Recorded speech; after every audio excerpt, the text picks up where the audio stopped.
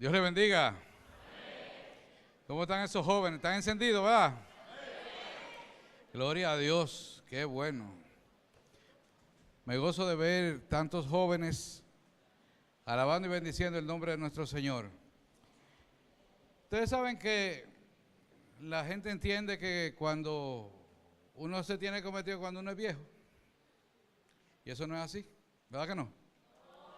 Esther era una vieja cuando fue delante del rey. Y Josías era un viejo cuando fue delante del rey. Y José era un viejo cuando estaba delante del rey. De Faraón allá, ¿verdad que no? O sea que no eran viejos ninguno de esa gente.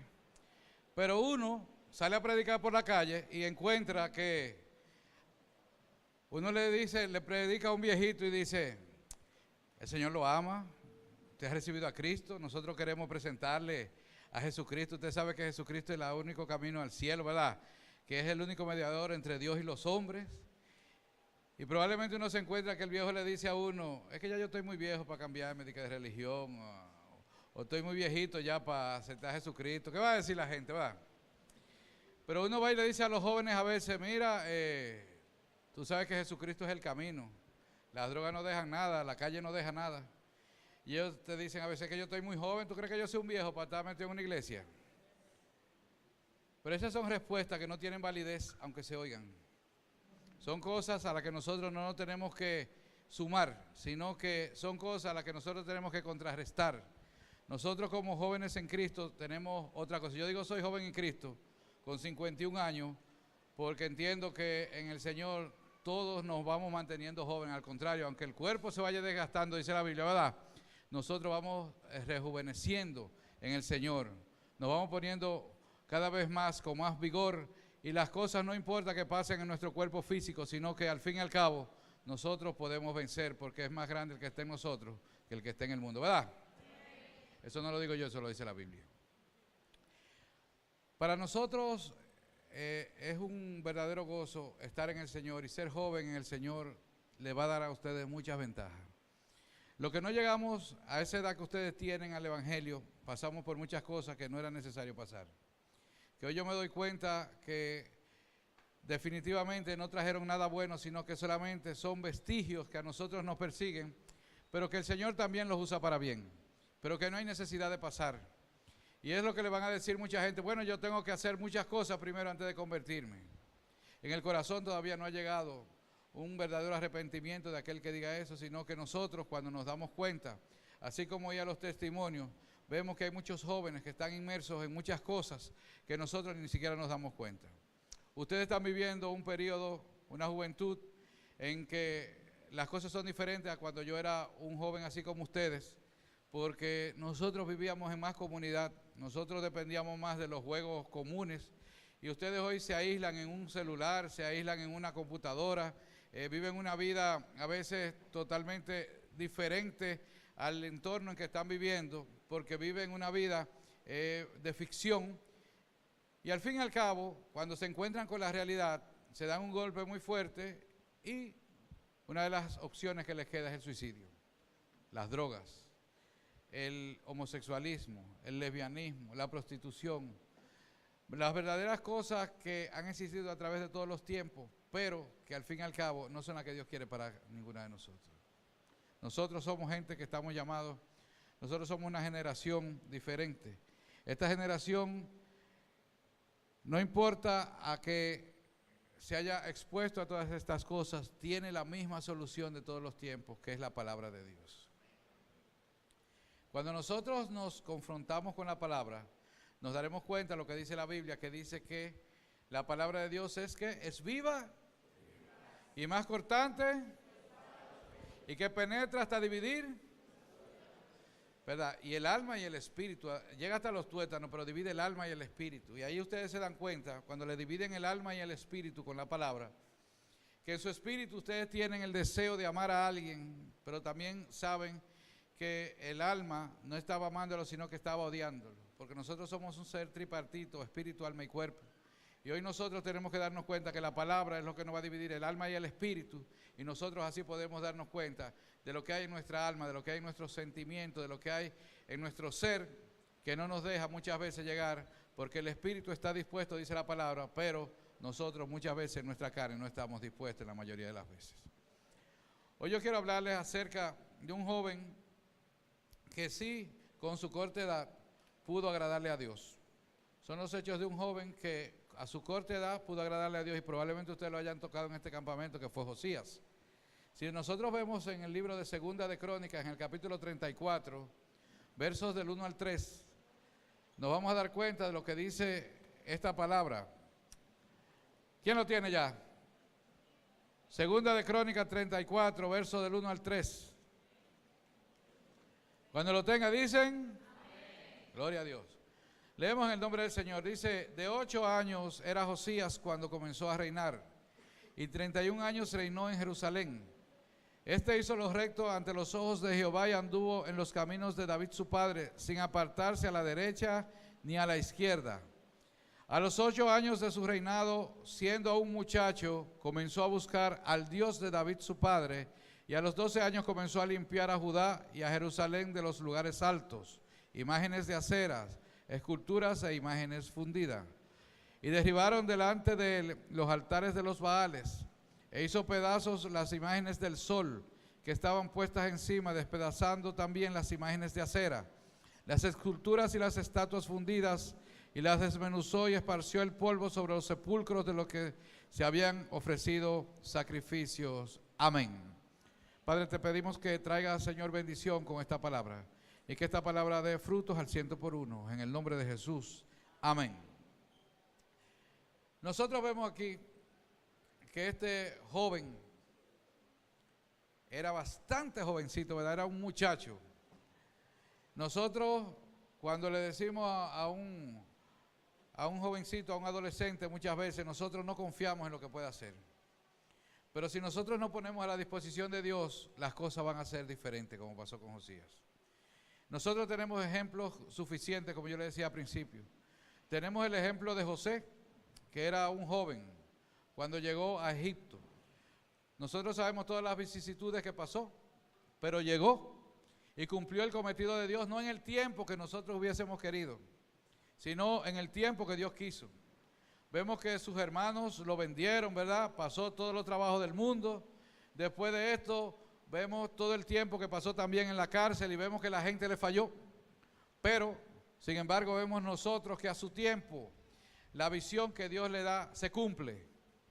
Nosotros tenemos que saber que la visión y las promesas que Dios tiene para nuestras vidas se van a cumplir en el tiempo preciso. Pero si Dios se la da a usted desde joven, como todos los que están aquí, ¿quién cree que no fue Dios que lo trajo aquí? ¿Hay alguien que entienda que fue un amigo que lo trajo? Fue Dios que lo trajo aquí a usted, a este campamento. Y si Dios lo trajo aquí, lo trajo con un propósito. Y si usted vino aquí porque no era de la iglesia, porque lo invitaron, Dios lo trajo con un propósito. Y es necesario que usted sepa que los propósitos de Dios se cumplen. Que no son los propósitos de los políticos ni los propósitos de cualquier gente que a usted le ofrece y que no está en el corazón de ellos cumplirle. La palabra dice que aunque nosotros no permanezcamos fiel, Dios permanece fiel. Entonces ustedes como jóvenes tienen que entender que si Dios lo trajo aquí a este campamento fue con un propósito. En un tiempo nosotros vemos que este joven dice que llegó al reino teniendo más o menos como unos 8 años, pero después al pasar el tiempo nos damos cuenta que él comienza a hacer cambios radicales. Aunque era hijo de un hombre que había hecho abominaciones delante de Dios, era hijo de Manasés, ¿se acuerdan, verdad? Él entendió que todo lo que se había hecho estaba mal cuando abrió los libros de la ley, cuando se le leyó lo que era verdaderamente la palabra de Dios. Nosotros muchas veces hemos visto una Biblia, ¿verdad? Ahí, porque la tienen nuestros padres, porque la he visto en mi casa, pero no la abrimos. Hacemos como buenos dominicanos. Usted ve que la gente aquí compra un teléfono. Va a cualquier compañía de teléfono, compra el teléfono, le gusta porque lo vio que un amigo lo tenía, coge el teléfono, bota el manual y le dice, mira, ¿tú sabes cómo se manejan estos iPhone ahora? Entonces van a donde la gente y lo manejan así. Así somos nosotros los cristianos. Nosotros teniendo un manual, que es la Biblia, que nosotros vinimos con ese manual, ¿verdad? Los cristianos. Y nosotros ahí tenemos todo lo que necesitamos. No la leemos, sino que le preguntamos al hermano, ¿cómo es que se ora ahora? ¿Cómo es que usted quiere ¿Cómo es que verdaderamente es la palabra profética? Entonces el otro le dice a su forma, usted se lo cree y lo sale a predicar por ahí también. Y eso no es así. Josías se dio cuenta de lo que decía la palabra y cambió todo lo que había hecho su padre, su abuelo, su bisabuelo. Nosotros venimos de familias tradicionales muchas veces y decimos, bueno, aquí en mi casa esto no se hace porque mi abuelo, mi bisabuelo y toda mi gente no han hecho eso nunca. ¿Cómo tú te vas a meter evangélico ahora después que todo el mundo aquí ha sido católico? Bueno, me di cuenta que la palabra que decía, la palabra de Dios que dice cómo deben hacerse las cosas, yo me metí por eso. Eso me pasó a mí. En mi familia todo el mundo era católico a través de todos los tiempos. Cuando yo me di cuenta de lo que decía la palabra, yo decidí no ser católico. Y me dijeron, ¿y cómo va a ser que tú te vas a meter evangélico? Nunca ha habido un evangélico en tu familia. Y yo dije, bueno, pues soy el primero, gloria a Dios. Primogénito de los evangélicos aquí en esta familia. Y le di la gracia a Dios y después que yo me convertí, se han convertido muchísimo. ¿Pero por qué? Yo no me llevé de lo que fuera mi papá o mi abuelo, mi bisabuelo o quien fuera. Yo me llevé de lo que decía la palabra de Dios. Cuando Josías se dio cuenta de lo que decía la palabra de Dios, decidió derribar los altares de acera, los altares de los Baales, quitar todas las imágenes que habían del sol. Y nosotros los cristianos, hoy por hoy, no tenemos quizás esos ídolos, pero sí tenemos otros ídolos que hemos puesto. Hemos puesto quizás al hijo como un ídolo, al esposo, la mujer, la mujer al esposo, ponemos el dinero adelante y a Dios lo ponemos en un lugar que a veces no es ni el segundo ni el tercero, sino quizás el décimo. Pero nosotros tenemos que saber que lo primero que nosotros tenemos que hacer es buscar a Dios, amar a Dios sobre todas las cosas, así como lo hizo este joven. Cuando usted salga de aquí, de este campamento, tiene que tener claro que Dios está en primer lugar en todas las cosas de su vida. Si nosotros no tenemos eso claro, estamos desfasados y probablemente no vamos a hacer las cosas de la mejor manera aunque se vean bien. Vemos aquí que este joven, cuando tenía 16 años, aún siendo muchacho, quizás, no vamos a decir edad para no equivocarnos, pero Josías empezó a buscar a Dios como Esther, quizás muy joven. Quizás usted ha buscado a Dios porque sus padres son cristianos o porque tiene alguien que lo lleva a la iglesia o porque alguien le ha predicado desde muy jovencito. Y eso es bueno. Pero llega un día que nosotros tenemos que convertirnos porque la salvación es individual. Nosotros tenemos que aceptar a Jesucristo como nuestro Señor y Salvador. Dios no tiene nietos, Dios tiene hijos. Y nosotros tenemos que saber que cada uno tenemos que ser esos hijos de Dios y venimos a ser de ser criaturas a ser hijos de Dios a través de nosotros entregar nuestra vida a Cristo. Vemos que Esther así lo hizo. Vemos que José así lo hizo. Vemos que Moisés así lo hizo. Lo primero que hizo Josías para tener un verdadero avivamiento en su tiempo fue odiar el pecado. Hoy por hoy nosotros vemos que hay un manual que se dictó, ¿verdad?, para la educación sexual, ¿verdad?, que ha traído mucha controversia. Ustedes han visto las noticias, ¿verdad? En donde ponen lo malo como bueno y lo bueno casi malo, ¿verdad? En donde dicen que si usted siente atracción un varoncito por otro varoncito, que se agarren de la mano y que se besen, ¿verdad? Pues no hay ningún problema, que eso es una paraconducta. Eso se llama homosexualidad en la Biblia y eso está penado por Dios. Asimismo una hembra con una hembra, asimismo que usted pueda ser bisexual o lo que fuera, eso no está bien delante de Dios. Sin embargo, hemos visto que eso lo dice y quieren que nuestros niños lo vean como natural.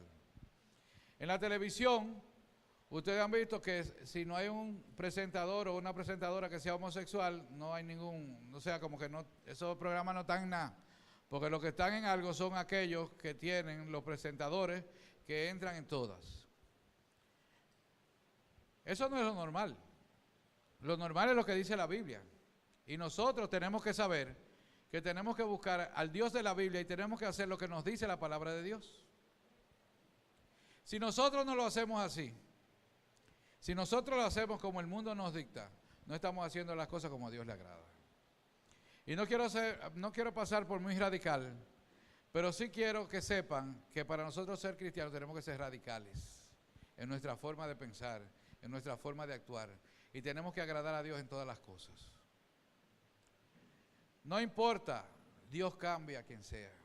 No importa el problema que usted pueda sentir en sus entrañas, adentro. No importa, Dios lo puede cambiar, porque Dios es el Dios de las cosas imposibles. Nuestro Dios es un Dios de segundas oportunidades. Pero cuando nosotros nos damos de frente con la palabra, tenemos que poner esa palabra a accionar en nuestras vidas. Hoy nosotros vemos que dice esta palabra que Josías comenzó a odiar ese pecado y comenzó a organizar todo lo que era su nación, comenzó a organizar a Jerusalén y trataba de buscar al Dios que decía la Escritura. Si nosotros vemos que no ponemos la palabra de Dios como nuestra delicia, como nuestro mejor momento, nosotros nunca le vamos a poder sacar provecho a la palabra de Dios. Había una historia de una joven que se encontró con un libro de poemas de un francés. Yo leí esa anécdota y veía que esos poemas, por ejemplo, los jóvenes, ¿quiénes de ustedes leen libros de poemas? Muy poco, ¿verdad que no? Nadie levantó la mano. Eso no es ya común entre los jóvenes. Y si van a leer una cosa, lo buscan en el rincón del vago para leerlo rápido, ¿verdad? Entonces, la joven agarró y tiró el libro en un rincón. Y de esa casualidad de la vida, vino y se encontró con un señor un día que estaba hablando y comenzó a hablarle y se sintió muy bien. Y entablaron un tema y hablaron del poema y hablaron de las cosas. Y él le dijo, ella le preguntó al fin y al cabo, ¿y cómo usted se llama? Y era el autor de ese libro de poemas que ella había tirado. Y ella le dijo, yo estoy leyendo un libro que usted escribió. Usted no estaba leyendo nada porque ella lo empezó a leer y lo tiró en un rincón y más nunca lo había cogido. Y le dijo, oh sí. Pero cuando volvió a su casa empezó a leer el libro y le interesó bastante porque vio que era de un gran valor literario lo que estaba haciendo. Así mismo nos pasa a nosotros con la Biblia. Muchas veces nosotros hemos visto esa Biblia por miles, no vamos a decir miles de horas, ¿verdad? Por muchos años quizás, estando en un estante, o la Biblia de nuestros padres. Sin embargo, la hemos visto ahí y la hemos dejado. Oímos de la palabra lo que nos dicen, hacemos como los manuales que lo botamos, ¿verdad? De los celulares, y le preguntamos al amigo, ¿cómo es que se hace esto? ¿Y cómo es que se hace lo otro?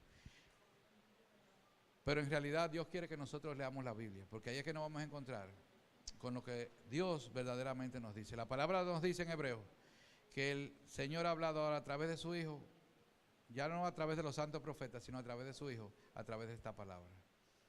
Y nosotros tenemos que oír lo que nos dice esta palabra. Y cuando nosotros vemos y ponemos en práctica lo que nos dice la palabra, la vida se nos hace mucho más fácil. Muchas veces nosotros creemos que la vida en el Evangelio es muy difícil y la Biblia en el Evangelio es muy fácil. Lo que lo ponemos difícil somos nosotros los hombres. ¿Usted no sabía eso? Que empezamos a ponerle leyes de hombre y empezamos a decir, mira, la Biblia no se lee así. Lo primero que usted tiene que hacer en la Biblia es dar 3 vueltas antes de a leer la Biblia y usted la coge con la mano izquierda. Si la coge con la mano derecha, las cosas no le van a salir bien. Eso no es así. Eso no es así. Cuando usted llegue a su casa, cuando usted vuelva de este campamento, usted probablemente va a tomar la Biblia en sus manos y se va a deleitar en esa palabra que Dios tiene para usted. Y van a haber cambios en su vida, positivos, porque todo lo que el Señor nos llama es para bien. Porque a los que aman a Dios todas las cosas nos ayudan a bien. Este campamento le va a ayudar a usted a bien. El tablazo que usted se dio le va a caer para bien. Si la comida le cayó mal, eso va a ser para bien. Nosotros vamos a estar verdaderamente gozosos porque el Señor ha tratado con nosotros. Hoy nosotros vemos que cuando Josías comenzó a odiar el pecado, nosotros vemos que las cosas iban a cambiar. Dice Jeremías capítulo 1, verso 5, antes que te formase en el vientre te conocí, y antes que nacieses te santifiqué y te di por profeta a las naciones. Yo no soy profeta, pero yo te profetizo en esta tarde casi ya, que antes que naciese Dios te escogió y te dio por profeta a las naciones. ¿Quién quiere esa profecía para su vida? ¿Y los otros que se quedaron con la mano abajo, no la quieren? Pues levántenla todita y agarren esa profecía para ustedes, porque eso es para ustedes. Antes que naciese ya Dios lo había escogido a todos ustedes y lo tenía sentado aquí. Y eso estaba programado. En el libro de la vida de Dios eso estaba puesto ahí. No es un accidente que tú hayas nacido. Para tú haber nacido pasaron muchas cosas. Tuvo que elegirse un espermatozoide y un óvulo de millones para que tú nacieras. Tú no fuiste un accidente. Dios eligió tu vida. Y después de eso, el diablo ha querido decirte que tú no eres importante, que a ti nadie te quiere, que fulano te pasó por el lado, que no te saludó, que siempre se lo dan todo a sutano y que a mí me dejan atrás, que yo nací fea, que yo nací canilluda, que yo soy gordo, que esto, que lo otro. No. Tú fuiste hecho a la imagen y semejanza de Dios. Y estás hecho de la manera perfecta. ¿Usted sabe por qué Dios le hizo canilluda a usted? Porque, que si acaso, lo primero que pasó fue que no la quiso poner en una silla de ruedas porque hay gente que no tiene piernas. Y después de eso, ¿qué usted cree que pasó? Si usted hubiera tenido sus dos piernas bonitas, usted no hubiera llegado a los pies de Cristo. Usted hubiera estado en Hollywood, ¿verdad? ¿O usted cree que yo con 6 pies y 3 pulgadas y con los ojos azules y los cabellos rubios, yo hubiera estado predicando aquí? Quizás yo hubiera estado en Hollywood, ¿verdad? Haciendo películas. Pero me hubiera perdido. Entonces, cuando uno va así delante de Dios, ¿usted sabe lo que le dice el Señor? Bástate mi gracia porque mi poder se perfecciona en la debilidad. Entonces, usted lo que tiene que hacer es darle gracias a Dios. Usted dice, ay, gracias a Dios por esta barriga que no se me baja. Gracias, Señor, por esta canilla que no me engordan. Porque si hubiera sido de una forma diferente, yo no hubiera estado en tus caminos. Y al fin y al cabo esto es muy efímero. Y la gente más buena moza de este mundo han tenido unos finales muy tristes. Lady Di, usted conoció a la Lady Diana Spencer, ¿verdad? La princesa de Inglaterra. Terminó muy mal. Marilyn Monroe terminó muy mal, ¿verdad? Whitney Houston terminó muy mal. Michael Jackson terminó muy mal. Si usted se da cuenta, toda la gente que han querido vivir una vida por encima, ¿verdad?, de los estándares, han estado viviendo muy mal y acaban muy mal porque no se encontraron con Cristo. El Señor hace cosas grandes con nosotros. El mismo profeta Jeremías en el capítulo 1, en los versos del 7 al 9, mire lo que le dice el Señor al profeta. Me dijo Jehová, no digas, soy un niño, porque a todo lo que te envíe irás tú, y dirás todo lo que te mande. No temas delante de ellos, porque contigo estoy para librarte, dice Jehová. Y extendió Jehová su mano y tocó mi boca y me dijo Jehová, he aquí he puesto mis palabras en tu boca. ¿A quién le gustó eso? Cuando yo lo leí a mí sí me gustó eso. Porque me di cuenta que no importaba que usted fuera un niño. No importaba que usted tuviera la edad que tuviera. Nosotros muchas veces decíamos, no, que es muy muchacho para eso. El reino de los cielos es de los niños. Y desde niño tú puedes tener un llamado, como todos ustedes la tuvieron aquí, casi todos. Y tienen que ejercer ese llamado que Dios le ha dado. Dice, cuando Jehová le dijo a Jeremías, no digas soy un niño, porque a todo lo que te envíe irás tú. Voy a profetizarle ahora. No digas soy una niña, porque a todo lo que te envíe irás tú y todito eso que están ahí. ¿Qué tú crees?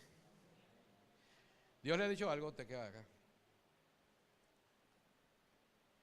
Y a usted Dios le ha dicho algo que haga. Y a ustedes Dios le ha dicho que haga algo. Y lo están haciendo. Y los que no dijeron amén, comiencen a hacerlo, porque fue Dios que lo dijo. O sea, nosotros tenemos que saber que así como le dijeron a Jeremías, nos dijeron a nosotros. A todo lo que Dios te envió, hazlo. a todo lo que Dios le envió, hágalo. Porque el Señor está con nosotros. Y si Él es con nosotros, ¿quién contra nosotros? Dice la palabra. Dice aquí que Él extendió su mano y tocó mi boca y me dijo Jehová, he aquí he puesto mis palabras en tu boca. Cuando Dios te llamó, también tocó tu boca y puso sus palabras en tu boca. Y después de esto sigue un verso que nosotros lo leemos mucho cuando nos conviene, y dice en el verso 10, mira que te he puesto en este día sobre naciones y sobre reinos, para arrancar y para destruir, para arruinar y para derribar, para edificar y para plantar. Si usted agarra ese monte que usted ve ahí, ese que usted está ahí, ¿verdad? Esa montaña. Si usted quiere hacer un sembrado ahí arriba, ¿qué usted tiene que hacer primero?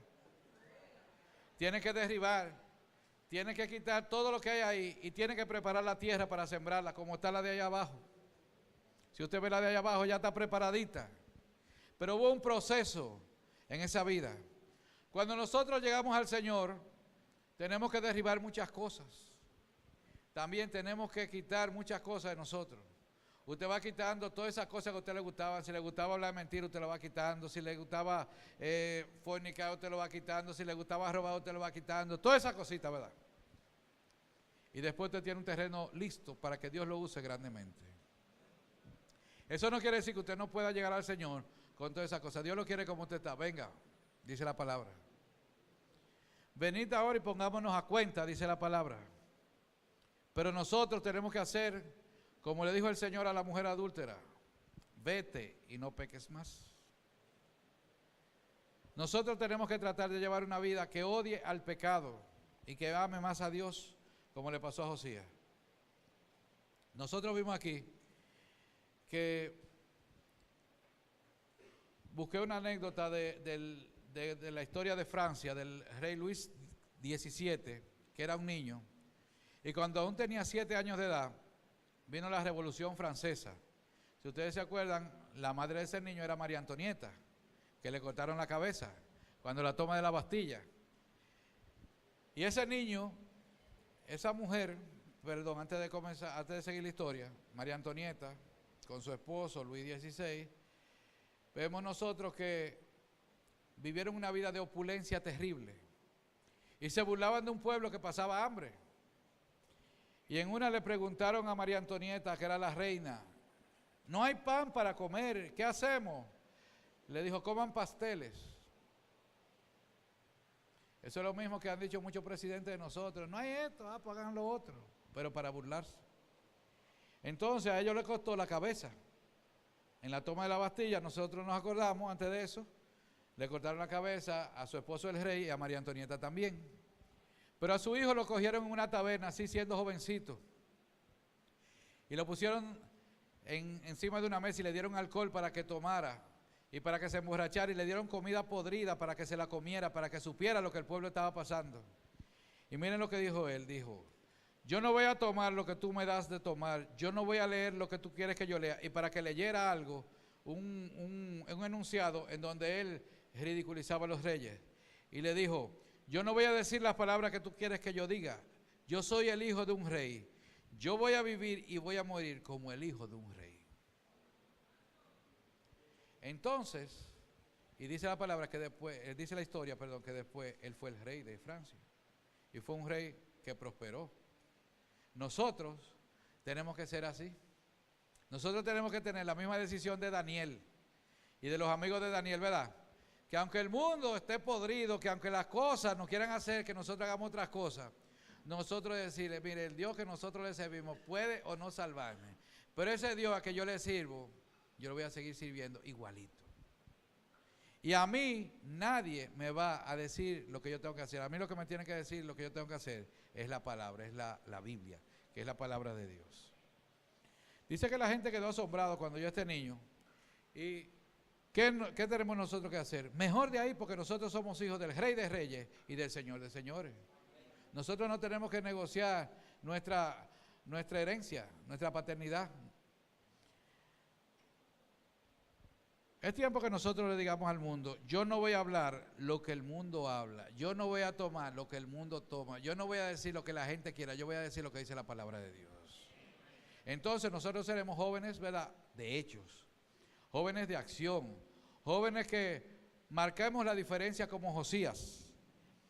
Josías levantó la casa de Dios. Dice que en 2 de Crónicas 34:8, que a los 18 años de su reinado, después de haber limpiado la tierra y la casa, después de haber derribado, destruido, ¿verdad?, y todas esas cosas, ¿verdad?, dice, envió a Safán, hijo de Azalía, a Maasías, gobernador de la ciudad, y a Joa, hijo de Joacás, canciller, para que reparasen la casa de Jehová, su Dios. Hoy nosotros no tenemos un templo hecho de manos, pero sí tenemos un templo de piedras vivas que es la iglesia. Y nosotros tenemos un altar familiar que está en nuestra casa. Y nosotros tenemos que levantar ese altar familiar.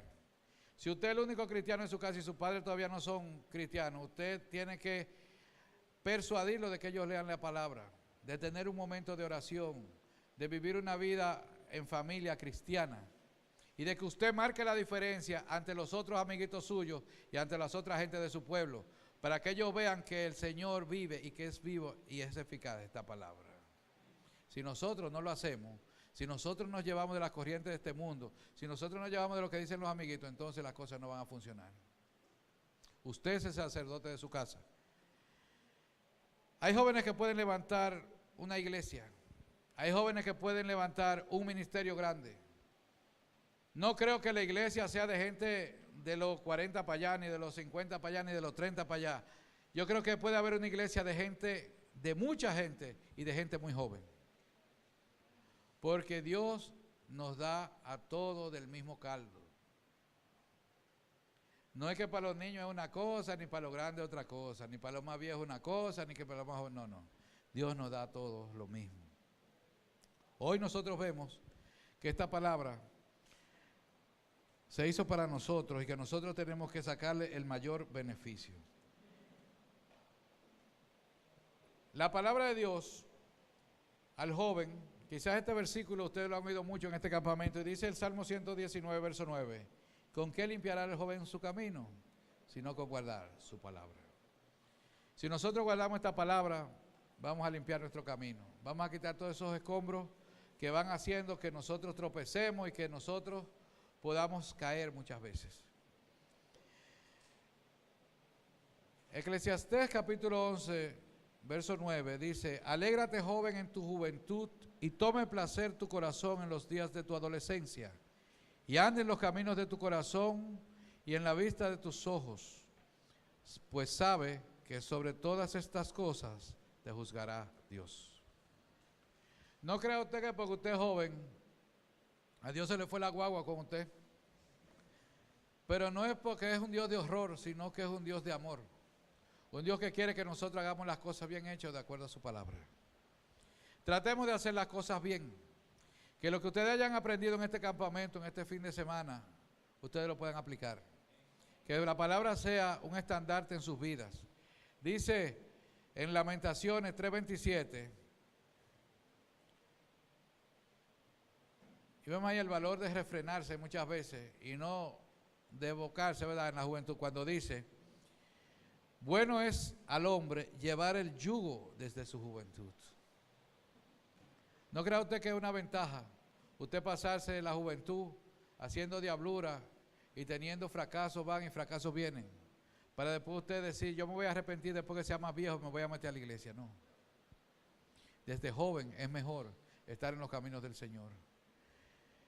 Hoy vemos nosotros que Pablo le decía a Timoteo, en 1 Timoteo 4:12, lo que usted le tiene que decir a la gente cuando usted esté predicando, ninguno tenga en poco tu juventud, sino sé ejemplo de los creyentes en palabra, conducta, amor, espíritu, fe y pureza.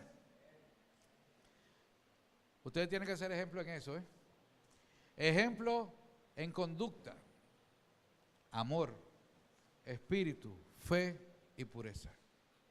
Que el fruto del espíritu esté en sus vidas.